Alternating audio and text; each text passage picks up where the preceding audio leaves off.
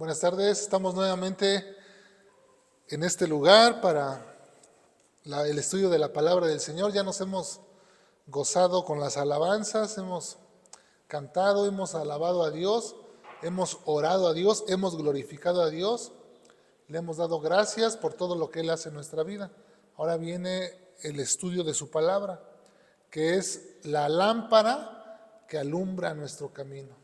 Su palabra es esa lámpara que alumbra nuestro camino. Así que vamos a comenzar. La semana pasada terminamos con nuestro estudio de la epístola a Santiago. Hoy vamos a comenzar una nueva carta y vamos a la primera carta de Juan. Vamos a estar meditando en ella, son 5 capítulos también, igual que Santiago, y vamos a estar meditando en esta carta que tiene mucha edificación para nuestra vida.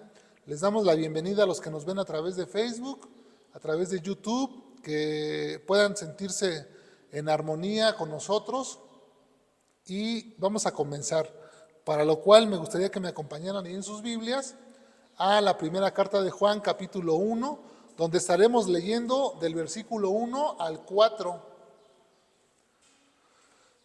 Y dice así la palabra de Dios.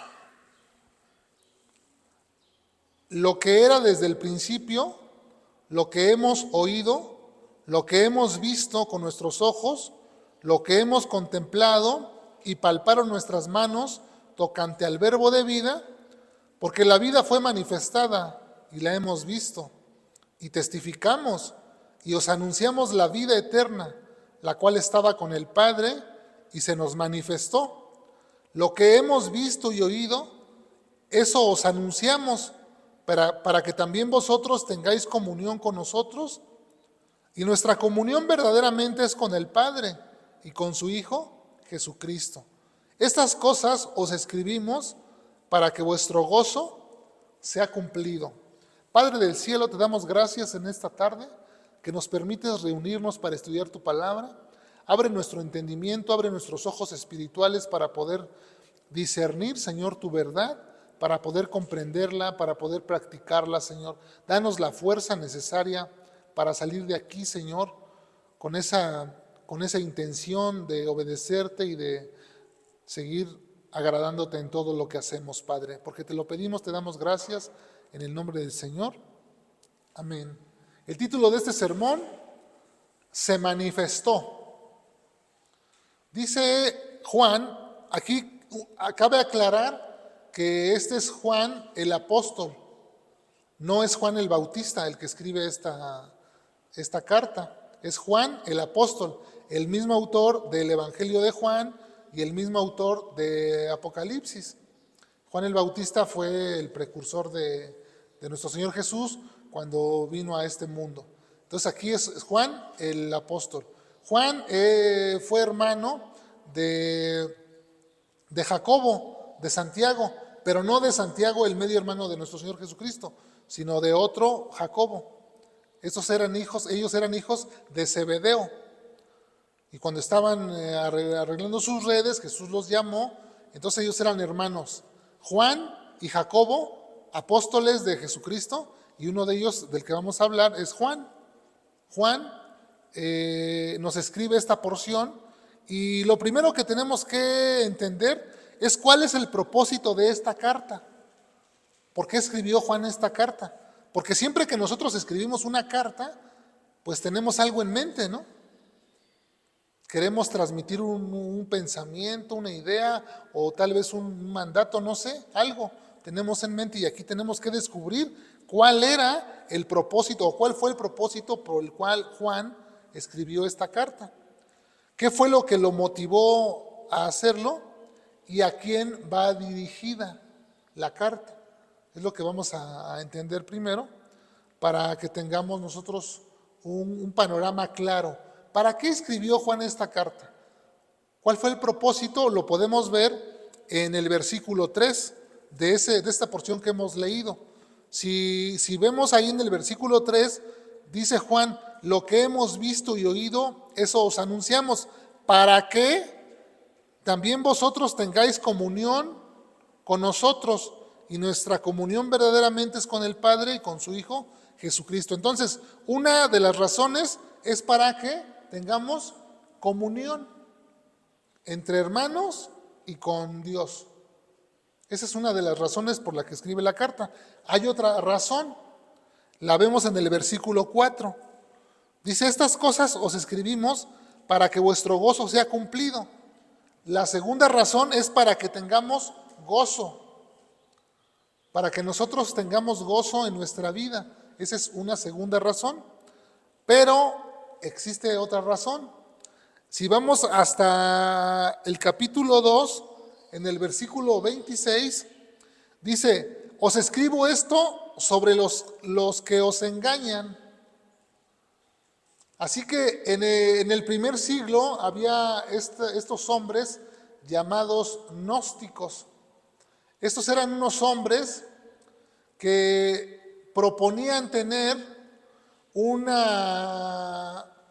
conocimiento más elevado que las demás personas. Eran hombres que se las daban de hombres pensadores y que intentaban descubrir los misterios de Dios por medio de su razonamiento. Ellos estaban atacando la deidad de nuestro Señor Jesucristo y estaban atacando todo lo que ellos empezaban a buscarle, como que de alguna manera en su mente, como que no cuadraba, y empezaban a buscarle otras explicaciones. Y entonces ellos querían introducir o estaban introduciéndose en la iglesia primitiva y estaban metiendo estas herejías dentro de los creyentes, confundiéndolos y llevándolos hacia el error.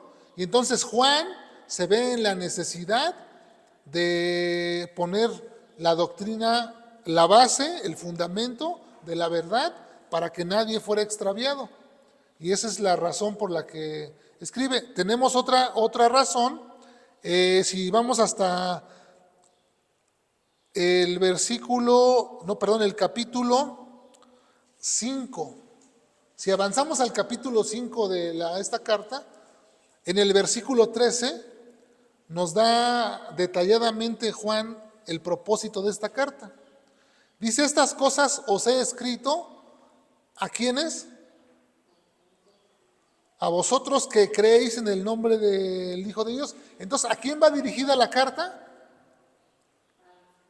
A creyentes, a los que creemos. No nada más va dirigida a las personas que vivieron en ese primer siglo, porque nosotros también creemos en Cristo. Así que estas palabras son para nosotros también, que creemos en el nombre del Hijo de Dios. Dice, para que sepáis que tenéis vida eterna. Aquí está la razón. Una de las razones fundamentales, para que ustedes sepan que tienen vida eterna y para que creáis en el nombre del Hijo de Dios. Nosotros sabemos por todo el contexto de la Escritura que solamente aquellas personas que creemos en Cristo podemos obtener la vida eterna. Que aquella persona que se rehúsa a creer en Él no verá la vida, sino que la ira de Dios está sobre de él. Así que entonces aquí está el panorama de la carta, lo que Juan nos está mostrando y el propósito de su carta por el cual la escribió. Ahora sí que entonces en el primer versículo dice lo que era desde el principio. Si ponen atención ahí en esa frase, no dice el que era desde el principio, porque nuestro Señor Jesús no tiene principio ni tiene fin. Él no se está refiriendo en esta frase a Jesús. Dice lo que era desde el principio. Y yo me preguntaba, ¿qué es lo que era desde el principio? ¿A qué se refiere?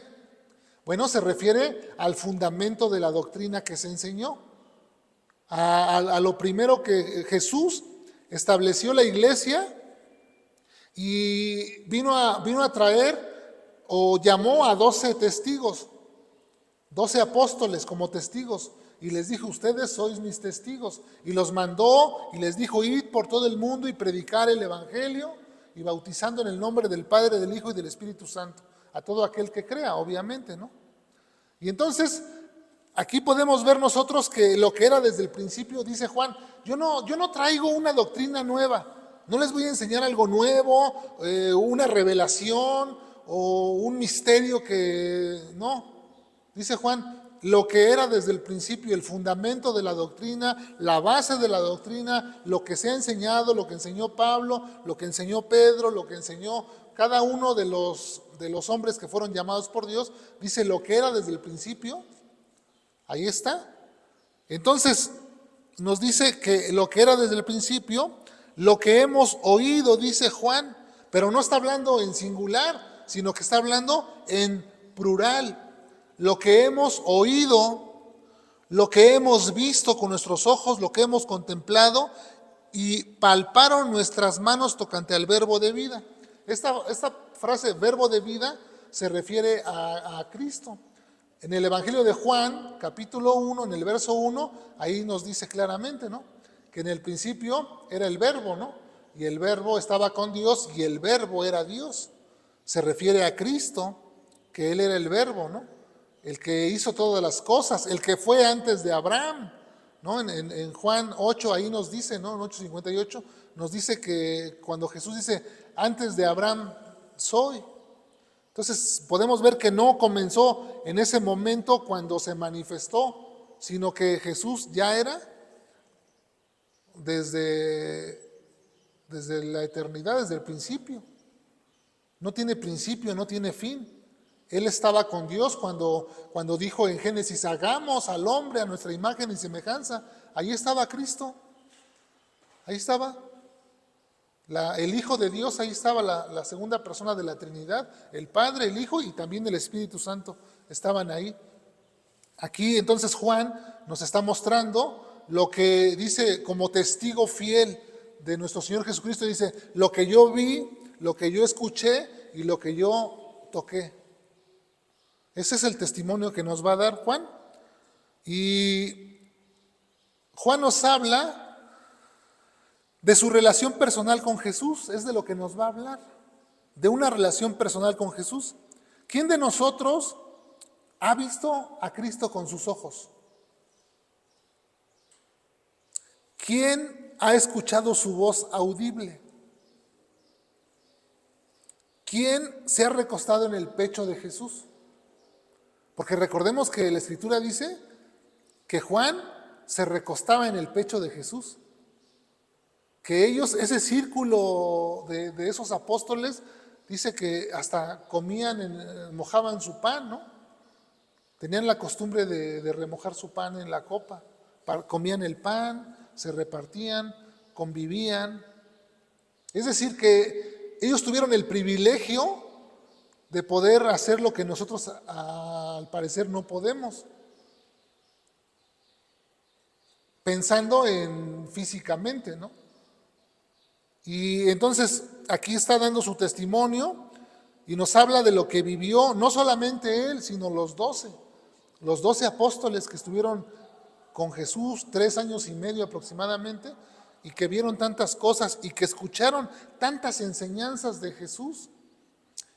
Inclusive, bueno, vamos a leer un texto donde en 2 de Pedro, capítulo 1, del 16 al 18. Si quieren yo se los leo para que ustedes pongan atención. Dice 2 de Pedro,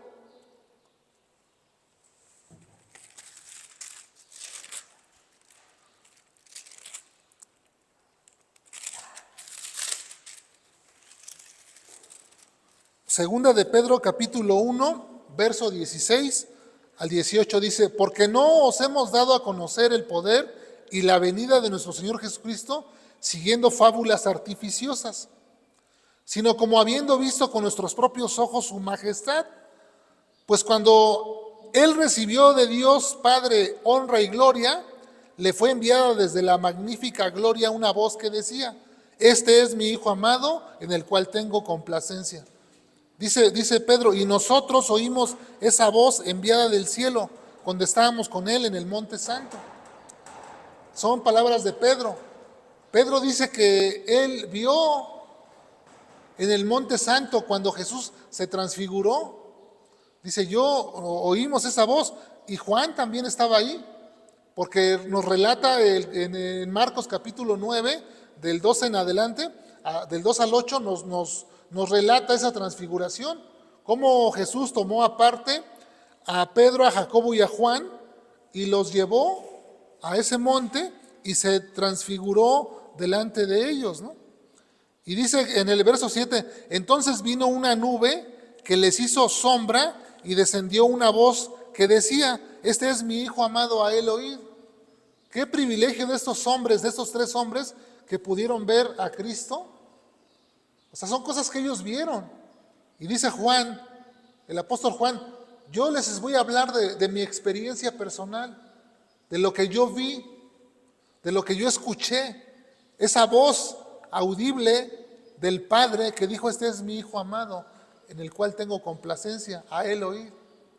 Eso es de lo que Juan nos está diciendo.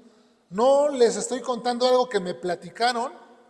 Dice Pedro, no son fábulas las que venimos a contar, son hechos reales. Que Dios se manifestó en carne. Y esto para refutar el argumento de los gnósticos, que ellos creían que la materia era mala y que el espíritu era bueno, por lo tanto, que Jesús no podía ser Dios porque toda la materia era mala. Y entonces decían, ellos postulaban que Dios había entrado en Jesús únicamente y que lo había abandonado cuando ya fue crucificado. Eso es lo que ellos estaban enseñando. Y Juan viene a refutar esas mentiras y dice, no es verdad. Nosotros vimos cosas, nosotros escuchamos, inclusive cuando en Lucas 24, del 36 al 40, dice que mientras ellos estaban con Jesús, se puso en medio de ellos Jesús y les dijo, paz a vosotros. Entonces, espantados y atemorizados pensaban que veían un espíritu cuando Jesús se les apareció después que había sido muerto. Ellos pensaban, los 12, pensaban que estaban viendo un espíritu, pero Jesús les dijo, ¿por qué estáis turbados y viene a vuestros corazones estos pensamientos? Dice Jesús, mirad mis manos y mis pies, que yo mismo soy, palpad y ved, porque un espíritu no tiene carne ni huesos como veis que yo tengo. Jesús les dice, aquí estoy, mira, yo no soy un fantasma, soy yo mismo, con el mismo cuerpo. Y dice, a ver, tóquenme. Y entonces Juan es donde dice, lo que hemos palpado. ¿Quién de ustedes ha metido la llaga en el costado de Cristo? ¿Quién de ustedes pudo tocar sus llagas? Ninguno de nosotros. Ellos tuvieron la oportunidad. Por eso dice Juan, lo que hemos oído, lo que hemos visto y lo que han palpado nuestras manos, tocante al verbo de vida. Aquel verbo que dice Juan, Evangelio de Juan 1:14, que aquel verbo se hizo carne, ¿no? Y vimos su gloria, gloria como del unigénito del Padre, lleno de gracia y de verdad. Es lo que está diciendo Juan. No hay manera de decir que esto es mentira, como algunos pretenden decir, que Jesús no es Dios, atacando la deidad de Dios, atacando su doble naturaleza, digámoslo así. Porque Jesús en la carne era hombre y al mismo tiempo era Dios. En él cohabitaban las dos naturalezas, la divina y la humana. Era en un solo. ¿Cómo es esto? Pues solamente Dios es capaz de hacer esto. Para nosotros es imposible, pero para Dios todo es posible. Y luego vemos entonces en el versículo 2, porque dice de la carta de Juan, dice, porque la vida fue manifestada y la hemos visto y testificamos y os anunciamos la vida eterna, la cual estaba con el Padre y se nos manifestó. Habla de esa manifestación divina, ¿no? De cuando Jesús caminó en la tierra y estuvo con los hombres, convivió, cómo anduvo haciendo muchos milagros y sanando enfermos, expulsando demonios. Todo eso que ellos pudieron ver es lo que da testimonio Juan.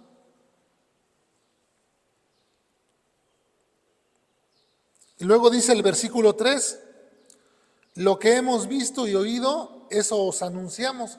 Este es el mensaje del Evangelio, lo que ellos anuncian. ¿Y qué es lo que anuncian o qué es lo que nos está anunciando Juan? ¿Cuál es el mensaje que Juan nos trae? Bueno, que tengamos una relación personal con Jesús y también con los hermanos. ¿Cómo mantener una relación con alguien a quien no podemos ver ni tocar? Eso es algo extraño, ¿no? Dios nos pide mantener una relación con Él, pero no lo podemos ver y no lo podemos escuchar audiblemente y no lo podemos tocar. ¿Cómo nos está pidiendo algo tan difícil para nosotros? Bueno, esto es posible por medio de la iglesia. Recordemos que cada creyente es parte del cuerpo de Cristo. Entonces, la fe que tenemos en común nosotros es el pegamento que nos une. De ahí la importancia de mantenernos unidos en congregaciones, porque por medio de la congregación, por medio de los hermanos, es que nosotros podemos habilitar nuestra comunión con los hermanos, y eso es lo que nos va a llevar a tener también comunión con Dios, porque podemos ver la manifestación de Dios en cada hermano. Cuando un hermano, como si Dios quisiera abrazarte, ¿cómo lo haría? Por medio de un hermano. Si Dios quisiera bendecirte, podría hacerlo también por medio de un hermano. Si Dios quisiera decirte algo, te lo podría decir por medio de un hermano. Entonces es el cuerpo de Cristo por el cual nosotros podemos ser bendecidos y podemos encontrar el gozo del que está hablando. Así que entonces, la relación que nos está pidiendo Juan, o que nos está mostrando, es una relación vertical y una relación horizontal. Y tenemos que aprender esto. Nosotros muchas veces queremos tener una relación con Dios vertical. Acuérdense, vertical es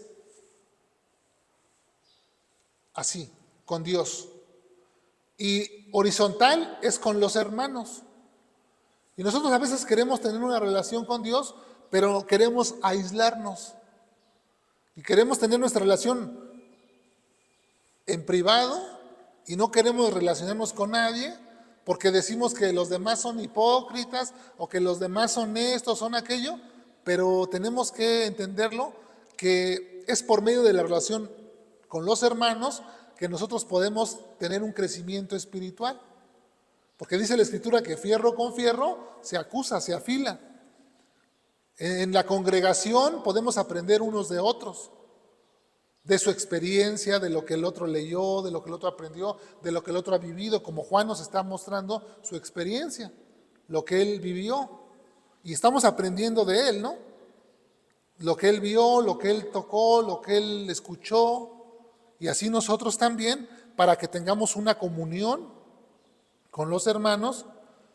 Fíjense que esta relación que nosotros tenemos que tener, yo en mi caso personal, yo mi relación con Dios la comencé vertical, primero con Dios.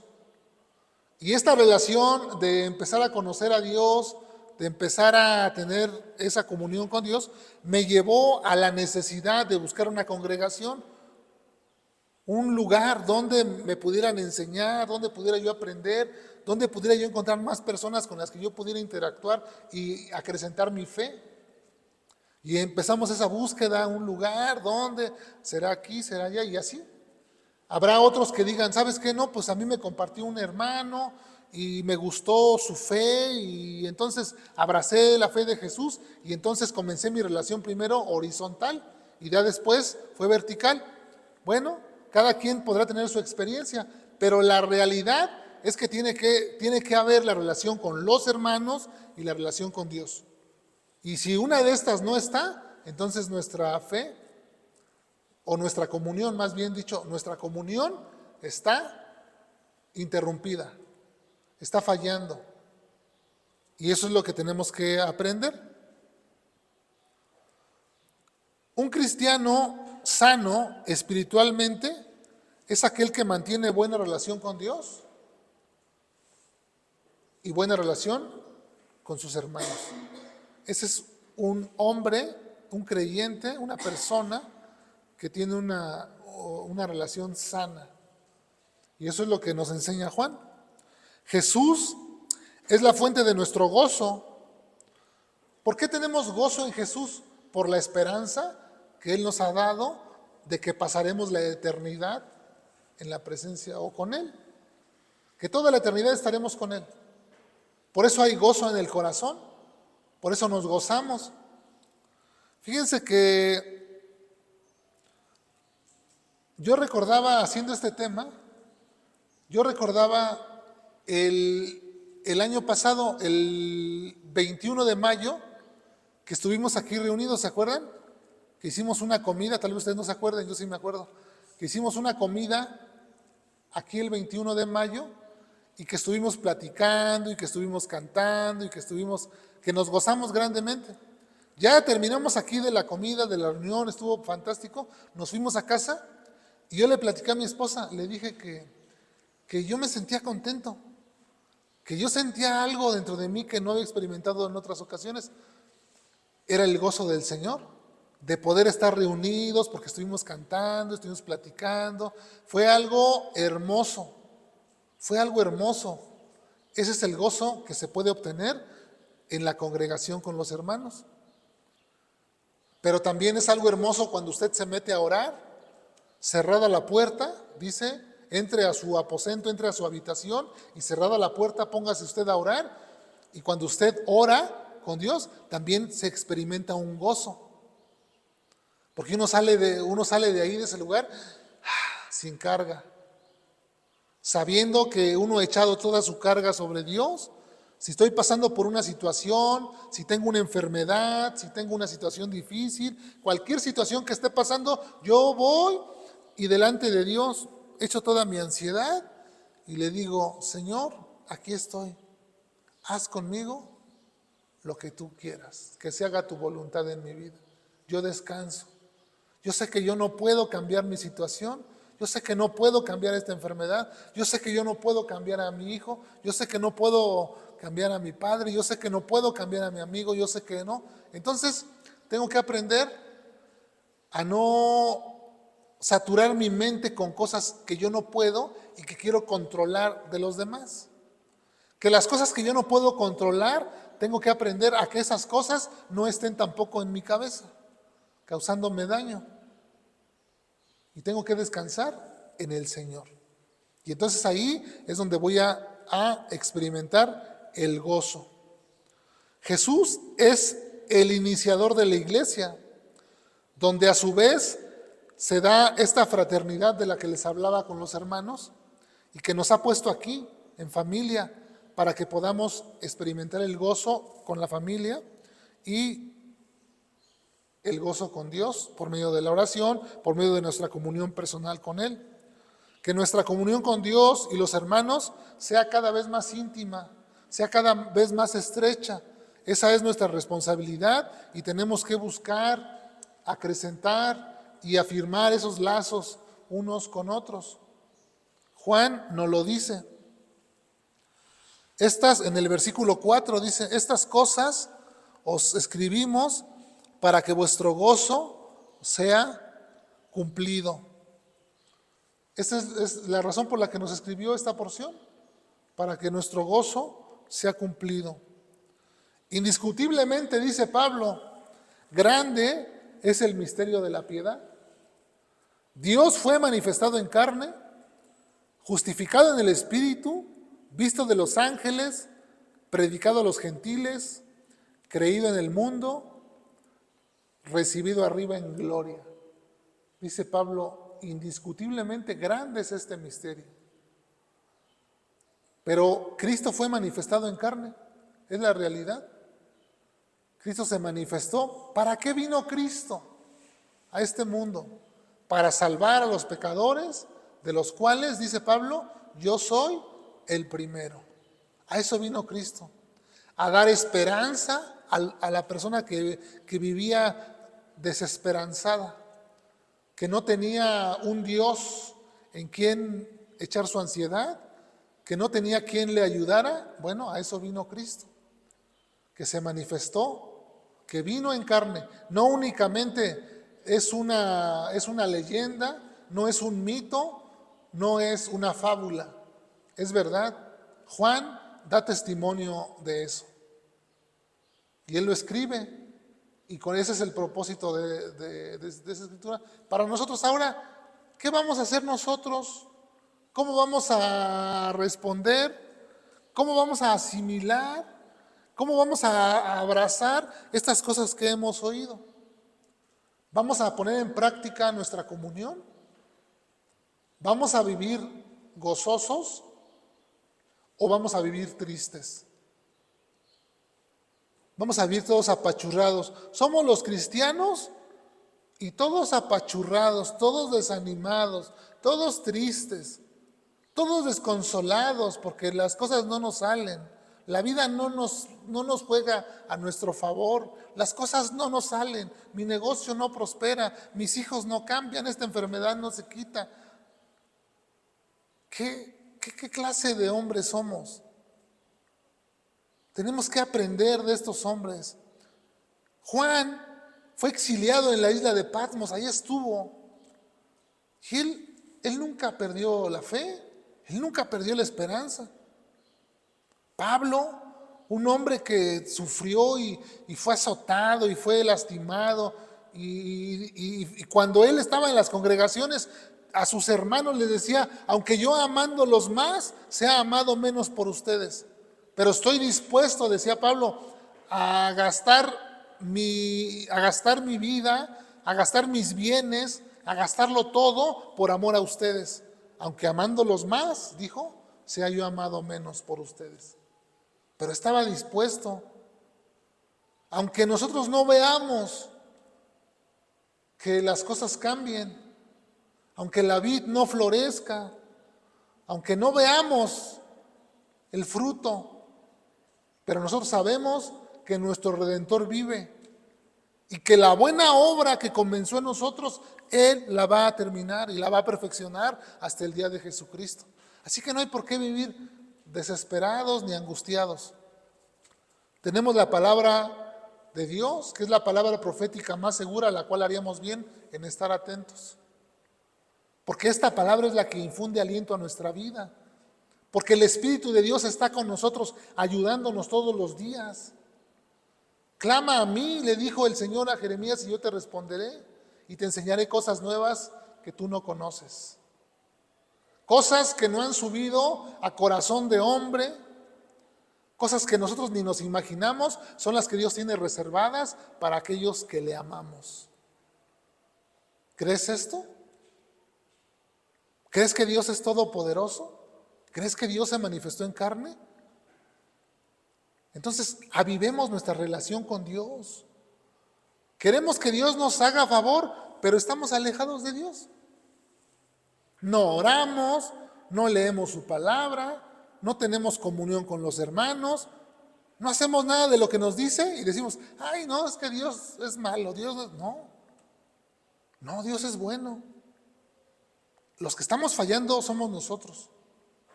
Dios no falla. La palabra de Dios no falla. La palabra de Dios es viva y eficaz y más cortante que toda espada de doble filo. Y penetra hasta dividir el alma, las coyunturas, los tuétanos y discierne las intenciones del corazón. Ahí está. ¿Por qué no puedo cambiar? ¿Por qué no pasa nada en mi vida? Porque no me he comprometido. Comprométete con Dios, búscale a Dios. Si de mañana me buscares, si a mediodía orares y si estuvieras ahí, verás cómo Dios se compadece de nosotros. Porque Dios es bueno, porque Dios es misericordioso. ¿Cómo veía a Jesús? Porque dice que veía a la gente como que no tenía pastor y tenía compasión de ellos. Imagínense ustedes cómo nos verá Dios a nosotros. Si andamos todos descarriados, o si andamos queriendo caminar en sus caminos, Él nos ayuda. Él nos ayuda.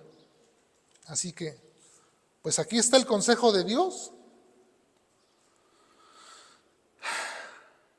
Que podamos vivir esta palabra y que podamos encontrar el gozo que únicamente se encuentra en Jesús, no en otro lugar. No busques el gozo en otro lugar. El gozo está en el Señor. El gozo del Señor es nuestra fortaleza. Amén. Padre, te damos gracias por esta hermosa palabra que tú has puesto para que reflexionemos, para que meditemos en ella, para que hagamos conforme a tu voluntad, Señor. Te damos gracias porque la dejaste escrita para que nosotros pudiéramos meditar en ella, Señor. Para que a través de ella, Señor, pudiéramos acercarnos a ti, Señor, confiadamente. Gracias, Señor, porque descendiste del cielo, Señor. Gracias por tu Espíritu Santo, Señor, que nos ayuda y que está con nosotros todos los días, Señor. Alentando nuestra vida, Señor, ayudándonos. Ayuda, Señor, a mis hermanos a que no pierdan la fe, a que se mantengan firmes,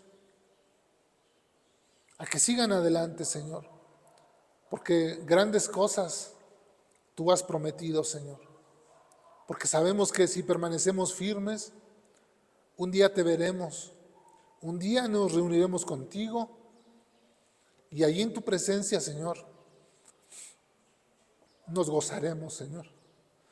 Ya no habrá llanto, ya no habrá tristeza ni dolor, Señor, porque todas las cosas habrán pasado, Señor. Ahí, Señor, la tristeza y el gemir, Señor, se apartarán de nosotros y gozo perpetuo, Señor, habrá sobre nuestras cabezas, Señor. Te damos gracias por tu palabra, Señor, que nos ayuda, Señor. Bendice, Señor, a cada uno de nosotros, Señor. Aumentanos la fe, Señor, para vivir conforme a tu verdad, Señor. En el nombre de Jesús, amén, amén, amén.